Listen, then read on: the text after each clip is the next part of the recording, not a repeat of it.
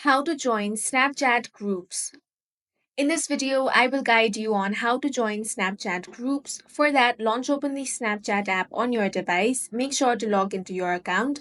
Now tap on the inbox icon at the bottom of your screen. Now, if you want to create a Snapchat group, all you want to do is tap on this icon at the bottom of your screen. Now select new group. Now you simply want to select the people that you want to add on your group. You can also compose a group name. After that, tap on the Chat with Group option and your new group will be created. Now, if you want to join a Snapchat group, then you have to be invited by someone who is already a member of that group. Once you receive an invite, it will appear on your chat feed. You simply want to tap on the invite notification. Once you accept the invitation, you will be successfully added on that group. If you haven't been invited by anyone and you want to join a specific Snapchat group, you can tap on the search icon and now you can search for the group name.